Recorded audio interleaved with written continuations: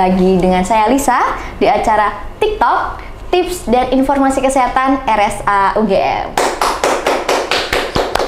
Nah, hari ini saya sudah ditemani oleh narasumber kita. Ini berbeda nih, bahasanya udah bukan kesehatan lagi, meskipun rumah sakit itu kebanyakan tentang kesehatan ya. Kali ini kita mengajak teman kita dari RSA UGM, ada Mbak Ina. Mungkin bisa say hi dulu Mbak Ina. Halo, sobat sehat ya? Ya, sahabat sehat. Sahabat sehat, halo. Oke, Mbak Ina ini dari IPSRS. IPSRS itu apa Mbak Ina? Mungkin teman-teman belum tahu nih. Oke, IPSRS itu salah satu instalasi yang ada di rumah sakit. Itu kepanjangannya adalah instalasi sarana prasarana rumah sakit. Kami memfasilitasi segala sarana prasarana yang ada di rumah sakit. Termasuk listrik gitu ya Mbak? Kelistrikan, bangunan, dan perawatan alat-alat medis. Oke, kalau yang air enggak ya? Kalau air ikutnya? Air juga iya. Oke, jadi semua kebutuhan dasarnya rumah sakit dari IPSRS. Ya. Oke. Nah, Mbak Ina, hari ini kita akan mengobrol seputar kaca nih. Kalau tadi IPSRS ngurusinnya banyak, ada listrik, air, kemudian gedung. Ini kita akan spesifik membahas kaca, karena ada di berita yang sedang viral suatu tempat wisata, namanya ini ada di Kepean. Yeah. Ada namanya itu di The Geong, Kompleks Hutampinus Limpekus, Kabupaten Banyumas. Jadi itu kaca yang diinjak gitu, kemudian pecah karena itu jembatan, kacanya pecah. Ternyata setelah diselidiki sebenarnya itu tidak layak untuk dilewati gitu loh Mbak. Betul. Nah, ngomong-ngomong soal kaca, di RSA ini juga ada gedung ataupun bangunan ruangan yang dindingnya pakainya kaca, bukan dinding yang kayak gini ya Mbak? Bukan. Nah gitu, jadi bukan kaca yang diinjek juga gitu loh. Nah mungkin kita akan ngobrol seputar itu gitu. Nanti pencerahannya akan langsung dari ahlinya, dari Mbak Ina. Nah Mbak Ina, kalau untuk pemasangan kaca itu, apakah ada langkah-langkah yang harus diikuti sebelum memasang atau setelah terpasang, itu mengujinya gimana gitu untuk kelayakannya? Apakah ada SOP-nya? Kalau secara SOP kan kami menentukan tuh ada dua ya, secara perencanaan dan nanti pelaksanaannya. Kalau untuk perencanaan yang pasti kita melihat dulu, kita mensurvei bagian mana yang mau dipasang, luasannya berapa, kemudian mau desain yang seperti apa, itu kami rencanakan di awal. Terus kita juga menentukan apakah mau menggunakan kaca. Ada kan kaca ada dua jenis ya. Ada kaca bening yang dia nanti kalau dipasang perlu frame aluminium gitu. Oke. Kemudian ada kaca temper. Itu yang dia lebih tebal, lebih kuat dan lebih aman juga. Kayak gitu. Berarti kalau dua kaca ini yang membedakan ketebalannya ya Mbak? Bukan ketebalan, tapi fungsinya dan nanti desain pemasangannya yang berbeda. Oh oke. Nah untuk pengujian, kalau misalnya udah dipasang, pengujian kelayakannya itu ada aturannya atau enggak? Kalau pengujiannya kan sebelum dipasang kan dari pihak penyedia jasanya yang mengerjakan itu nanti ada, mereka memberikan sampel material kepada kami untuk approval. Setelah kita cek sesuai dengan spesifikasi yang sudah kita tentukan di awal tadi, itu akhirnya udah bisa dipasang. Setelah bisa dipasang, kan sebelum serah terima pekerjaan itu nanti kami biasanya melakukan checklist pekerjaan, cek apakah sudah rapi, terus kuat atau tidaknya, kemudian sesuai nggak dengan spesifikasi yang udah ditentukan di awal tadi, kayak gitu. Kalau itu kan berarti kesesuaian dalam pemasangan ya Mbak? Nah kalau untuk, karena di rumah sakit itu kebanyakan pelayanan, itu pasti kita mengutamakan keselamatan nih. Nah, kalau untuk standar keselamatannya apakah ada aturannya atau gimana? Kalau secara aturan sebenarnya tidak ada. Cuma yang penting adalah tidak mengganggu akses. Sekat kaca itu tuh tidak mengganggu akses seperti itu. Terus juga tidak menjadi sarang untuk tempat bertumbuhnya bakteri. Takutnya nanti kan infeksius ya. Oke. Nah, kalau untuk pengujiannya dari IPSRS itu punya peralatan khusus nggak yang untuk menguji apakah kaca ini layak atau gimana? Kalau untuk pengujiannya itu kami menggunakan alat yang standar aja ya. Yang pertama kan kita cek ketebalannya, karena kan kaca kan bisa memuai, bisa menyusut. Itu kami cek ketebalannya itu menggunakan penggaris seperti biasa, sesuai nggak ketebalannya kayak gitu. Terus kalau untuk cek kekuatannya kami biasanya menggunakan palu karet itu kami tekan-tekan, kami pukul-pukul gitu sedikit biar ngelihat kuat nggak rangkanya atau penyangganya kaca itu. Takutnya kan mungkin kesenggol atau apa, walaupun kan kaca di sini kan hanya fungsinya sekat ya, bukan untuk senderan atau bahkan diinjek, itu bukan. Nah itu aman nggak kalau sekiranya nanti misal ya nauzubillah ya amit-amit ada gempa atau apa, itu aman nggak kaca itu? Jadi tetap ada aturan bakunya untuk keselamatan kalau misalnya nanti tadi kalau misalnya amit-amitnya ada bencana gitu, atau misalnya nggak sengaja nyender, meskipun atau kesenggol nggak terlalu lama, masih aman gitu ya Mbak untuk area rumah sakit gitu. Nah kalau untuk persyaratan khusus pemeliharaan itu gimana Mbak? Kalau persyaratan khusus pemeliharaan kan biasanya nanti setelah dibangun itu kita memberikan kontrak kepada pihak yang penyedia jasanya itu untuk ada masa pemeliharaan, biasanya 6 sampai ya maksimal 1 tahun. Itu biar dari mereka. Jadi kalau misalkan nanti di tengah-tengah ada komplain atau apa, itu nanti kami menghubungi dari pihak penyedia untuk melakukan perbaikan atau pengecekan seperti itu. Tapi kalau secara perawatannya tadi itu nanti dicek per 1 atau maksimal 2 tahun apakah masih layak, masih dinyatakan layak atau tidak. Kita tahu layak atau tidaknya itu dari misalkan itu ada lemnya ya tadi, itu lemnya itu kira-kira apakah dia mengelupas atau mungkin kotor atau apa, kan nanti takutnya bisa rusak kayak gitu loh, atau kacanya tuh bisa lepas kayak gitu kan. Kemudian frame, kalau yang kaca bening kan itu ada frame aluminiumnya, itu berkarat atau tidak, karena kalau berkarat berarti harus diganti seperti itu. Kalau yang kaca yang dipakai untuk sekat yang kita tahu ada ruang-ruang di RSA ini, itu kacanya sama juga yang kayak di jendela atau pintu? Biasanya kan di ruang RSA ada yang pintu kayu, kemudian tengahnya kaca gitu.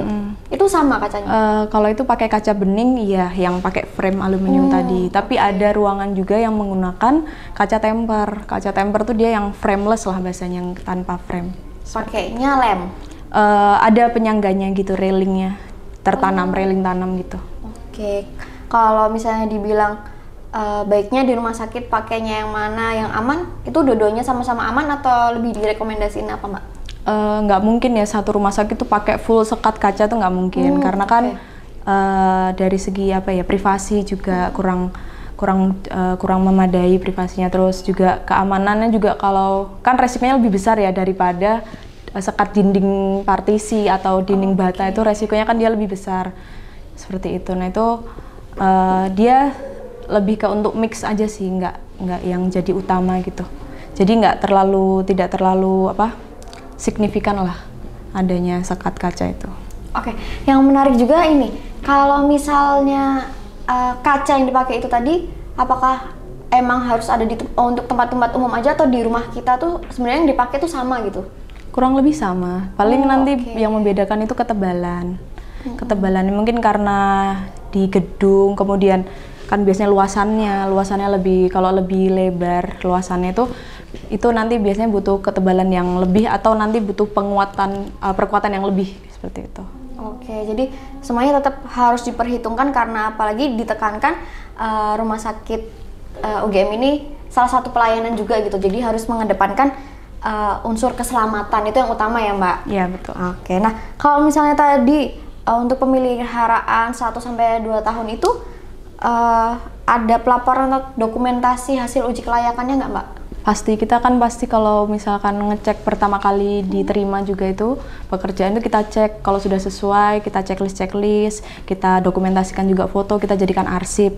Kemudian misal tadi waktu 1 atau maksimal 2 tahun itu kita cek juga apakah ada perubahan, kan pasti ya ada perubahan, entah mungkin kalau kotor mungkin bisa dibersihkan. Kemudian kalau misalkan ada lem-lem yang mengelupas, atau tadi ada berkarat, atau kacanya mungkin retak, kayak gitu, sekiranya sudah tidak layak, dianggap tidak layak, itu nanti akan kita ganti.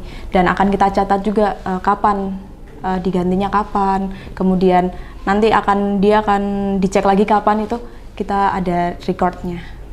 Jadi nggak serta-merta tinggal pasang habis itu ditinggal ya Mbak, jadi tetap ada pemantauan, di gedung A dipasang tanggal sekian, kan dipantau setiap berapa bulan atau berapa tahun gitu Mbak. Kemudian ketika ada temuan, kan kita kalau misalnya cek lapangan nih ternyata ada temuan, kan biasanya langsung diarsipkan di laporan, dan nanti jadi bahan evaluasi juga gitu. Jadi tetap ada pemantauan gitu ya Mbak untuk kualitas, dan tentunya ditekankan untuk keselamatan gitu. Apalagi kalau di rumah sakit itu ada pasien, pengunjung, dan juga mungkin tenaga medisnya sendiri gitu kan, tetap harus aman. Nah, yang menarik juga sama nggak sih? Kan tadi Mbak Ina bilang ada lemnya itu.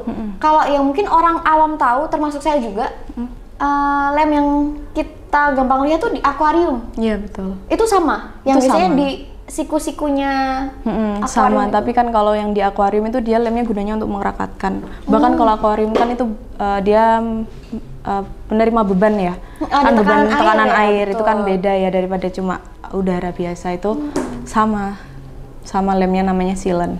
Oh, namanya silen. Itu pengetahuan baru juga sih Mbak buat saya gitu.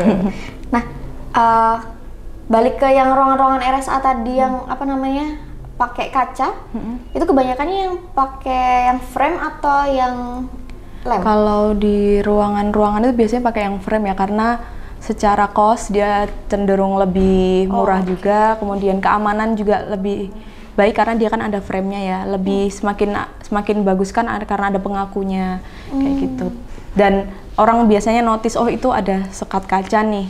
Kalau temper kan karena dia nggak ada frame-nya, orang nggak begitu awas ya, biasanya harus ditulisin awas kaca itu, karena takutnya nanti orang nggak begitu merhatiin, ternyata takutnya ketabrak atau apa. Gitu.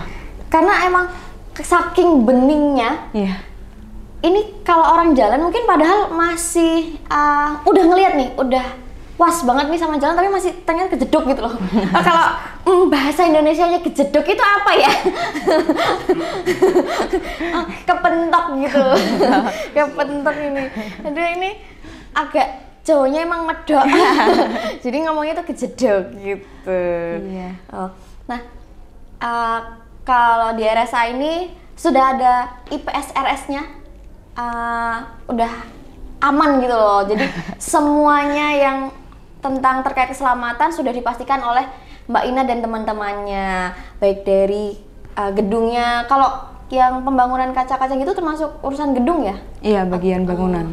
Bangunan gitu, terus ada listrik dan lain sebagainya, itu dari RSA UGM sudah sangat memperhatikan itu. Jadi jangan khawatir kalau misalnya berobat ataupun mengunjungi saudaranya yang sedang sakit di RSA, jangan takut masalah keselamatan karena pasti aman di RSA UGM. Nah, Mbak Ina, ngomong-ngomong, ini IPSRS sedang membantu di mana ini? Pembangunan atau pembuatan bangsal atau poli mana, ada nggak yang sedang lumayan banyak direnovasi? sih ini sekarang IPSRS yang barusan buka, ada Arjuna 3 Poliklinik. Oh iya, ada Poliklinik Arjuna 3, itu poli jiwa dan juga jantung yang awalnya ada di Sadewa 3. Sekarang sudah direlokasi di Poli Arjuna 3. Jadi kalau misalnya yang mau datang ke RSA mengunjungi poli jantung dan juga jiwa, bertemu dengan dokter jantung dan juga jiwa, bisa langsung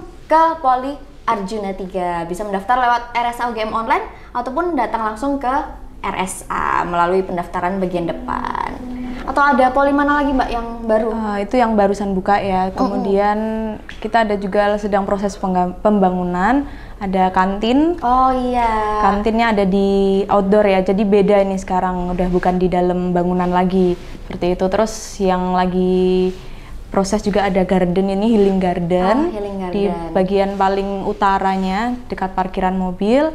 Kemudian habis buka juga ruang uji klinik. Oke, ruang uji klinik. Nah, jadi jangan khawatir kalau misalnya mungkin ini tahun depan ya, insya Allah ya, yang healing garden dan akhir tahun ya. Akhir tahun itu ini ada kantin juga healing garden RSA UGM sudah mulai bisa buka. Jadi kalau datang ke RSA nggak cuma buat berobat gitu ya Mbak, bisa jalan-jalan ke healing gardennya, juga makan di kantinnya yang outdoor. Wah, ini RSA ini ya mengedepankan piknik kayaknya.